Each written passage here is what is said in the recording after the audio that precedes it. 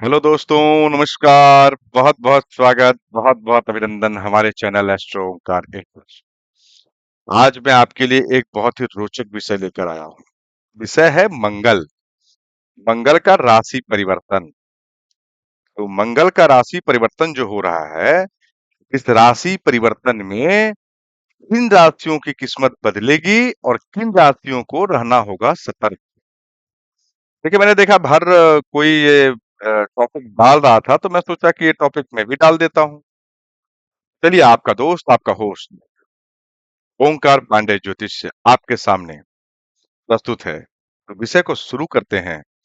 तो विषय को शुरू करने से पहले आपसे सविनय निवेदन है, हमारे चैनल को लाइक करें, सब्सक्राइब करें, शेयर करें और ढेर सारा प्यार दुलार और अपना आशीर्वाद देते चलिए।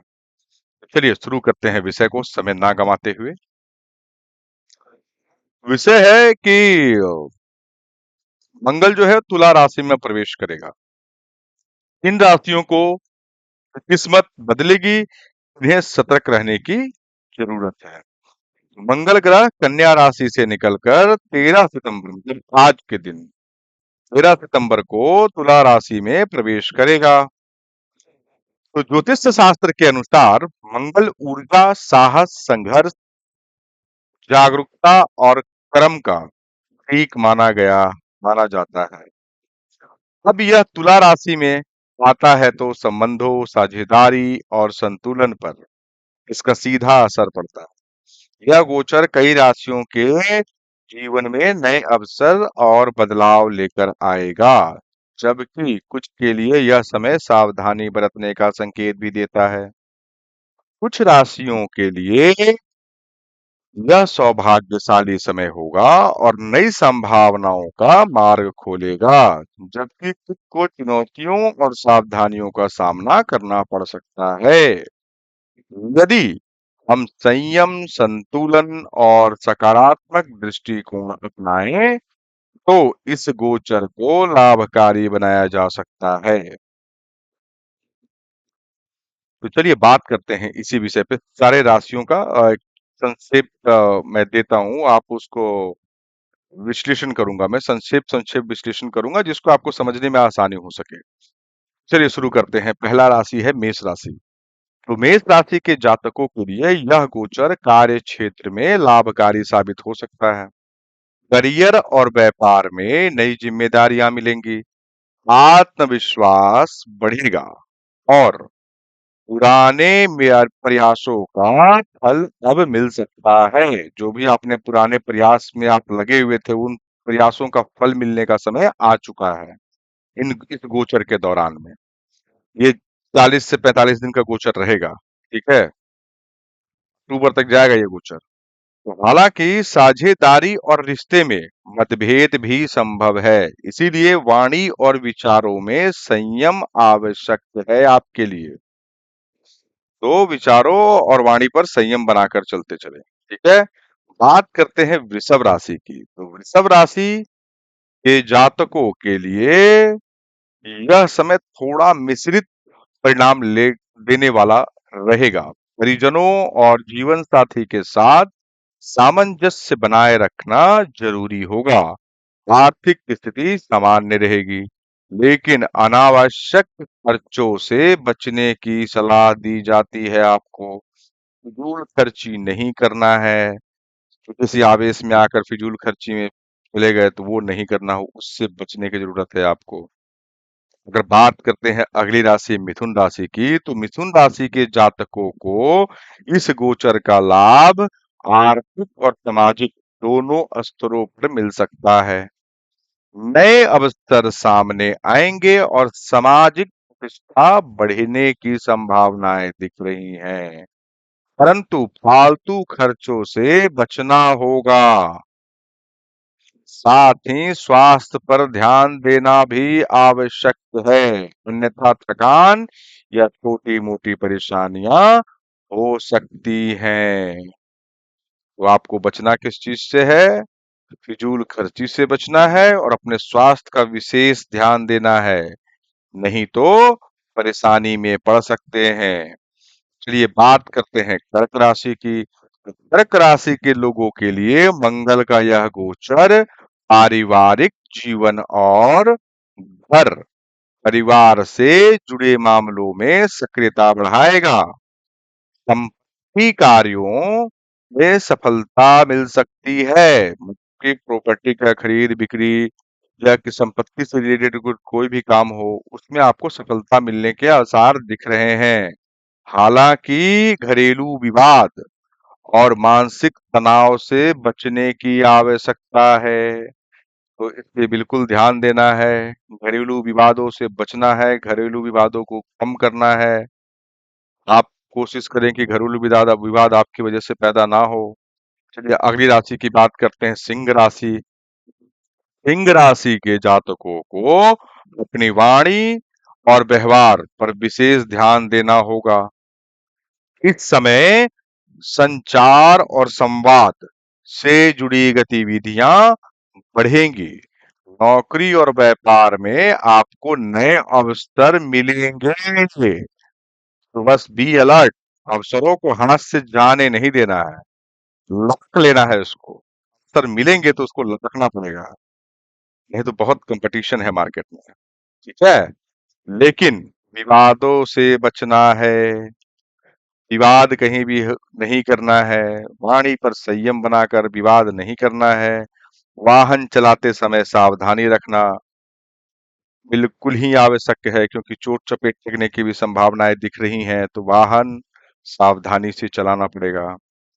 बात करें कन्या राशि की, तो कन्या राशि के जातकों के लिए आर्थिक दृष्टि से यह समय लाभकारी हो सकता है। रुके हुए कार्य पूर्ण होंगे और धन लाभ की संभावनाएं बनेंगी। लेकिन बट परिवार में किसी बात को लेकर आपके मन में तनाव उत्पन्न हो सकता है, तो पारिवारिक तनाव से बचने की आवश्यकता है आपको। बात करें अगर हम तुला राशि की, तो तुला राशि के जातकों को, क्योंकि मंगल जो है तुला राशि में प्रवेश करेगा, इसीलिए तुला राशि वालों पर इसका विशेष प्रभाव रहेगा। आत्मविश्वास और ऊर्जा में वृद्धि होगी, लेकिन गुस्से पर नियंत्रण रखना होगा। गुस्से पर पूरा अपना नियंत्रण बनाएं। किसी भी साझेदारी में जल्दबाजी बिल्कुल भी ना करें और रिश्तों में संतुलन बनाए रखें, अन्यथा विवाद होने की संभावनाएं दिख रही हैं। चलिए अगली राशि की बात करते हैं, वृश्चिक राशि। तो वृश्चिक राशि के जातकों के लिए यह समय जमीन भवन संबंधी कार्यों और महत्वपूर्ण सौदों में सफलता दिला सकता है। आत्म छवि सख्त होगी, परंतु चिड़चिड़ापन और प्रतिस्पर्धा बढ़ सकती है, आपकी संभावनाएं दिख रही हैं। इस दौरान विवादों से दूर रहना आपके लिए सर्वोत्तम होगा। ठीक है, विवादों से बचकर चलें। बात करें अगर अगली राशि की, तो अगला राशि है धनु राशि। धनु राशि के लोगों के लिए सामाजिक और पेशेवर जीवन में विस्तार की संभावना है। मित्रों और सहयोगियों का साथ मिलता हुआ दिख रहा है। हालांकि लक्ष्य प्राप्त करने में अपेक्षित मेहनत करनी होगी और स्वास्थ्य का ध्यान रखना भी बहुत जरूरी होगा, नहीं तो आप किसी बीमारी की चपेट में आ सकते हैं। तो स्वास्थ्य का विशेष ध्यान रखें। बात करें मकर राशि की, तो मकर राशि के जातकों के लिए यह गोचर नौकरी और करियर में उन्नति का मार्ग खोलेगा। वरिष्ठ अधिकारियों से सहयोग मिलेगा और जिम्मेदारियों में वृद्धि होगी, परंतु हर परिवार की ओर ध्यान देना बिल्कुल भी ना भूलें, अन्यथा उपेक्षा से रिश्तों में तनाव हो सकती है, तो सब कुछ मिल रहा है, सब कुछ करना है, तो घर परिवार के तरफ विशेष ध्यान देते चलना है। बात करें कुंभ राशि की, तो कुंभ राशि वालों के लिए यह समय अवसरों से भरा रहेगा। नौकरी और व्यवसाय में लाभ होगा और सामाजिक प्रतिष्ठा भी बढ़ेगी। विदेश से जुड़े कार्यों में प्रगति हो सकती है, लेकिन हालांकि कार्यों और व्यक्तिगत जीवन में संतुलन बनाना आवश्यक होगा, अन्यथा मानसिक थकान बढ़ सकती है। तो संयम बना के चले, नहीं तो मानसिक थकान बढ़ सकती है, शारीरिक नहीं मानसिक थकान। चलिए अगली राशि की बात करें, तो अगला राशि है मीन राशि। अंतिम राशि की बात कर रहा हूं मैं, 12वें राशि की बात कर रहा हूं। तो मीन राशि के जातकों को इस समय आर्थिक मामलों में सावधानी बरतनी होगी। किसी भी निवेश से पहले 10 बार विचार करें, 100 बार विचार करें निवेश करने से पहले। स्वास्थ्य और मानसिक शांति का विशेष करके ध्यान रखें। हालांकि साझेदारी से लाभ मिलने की संभावनाएं दिख रही हैं और आत्मविश्वास में भी वृद्धि होगी।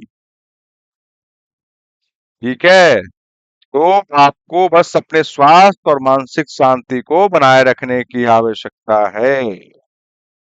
चलिए इसके सामान्य प्रभाव की बात करते हैं।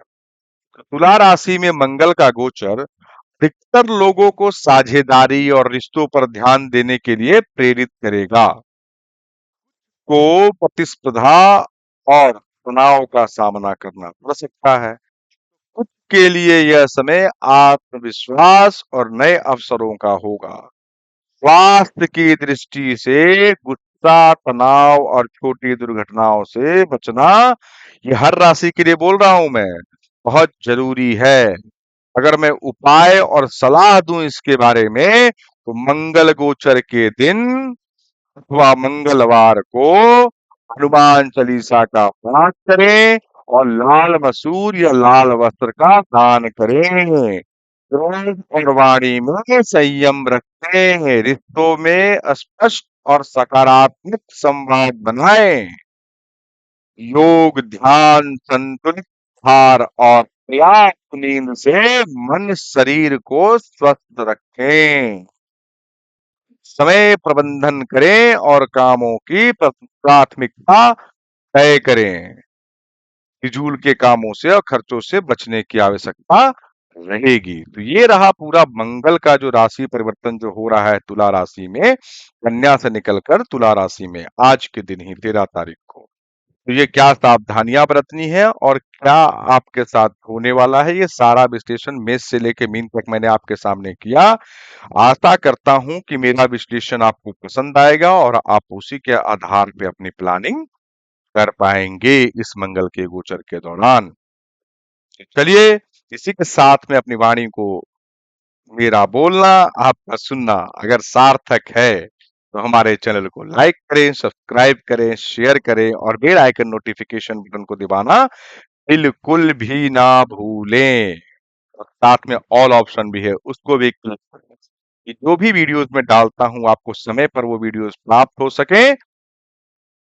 और जिन्होंने सब्सक्राइब कर रखा है वो इसे लाइक दें और कमेंट सेक्शन में अपना इष्ट का जयकारा लगाएं या फिर हर हर महादेव या जय श्री राम का नारा दें, जिससे कि मुझे उत्साह, मानसिक क्षमता और आपका मोटिवेशन सहयोग बना रहे। चलिए अपनी वाणी को अब विराम देता हूं। हर हर महादेव। मुझे सुनने के लिए तहे दिल से बहुत बहुत धन्यवाद सभी श्रोतागणों को।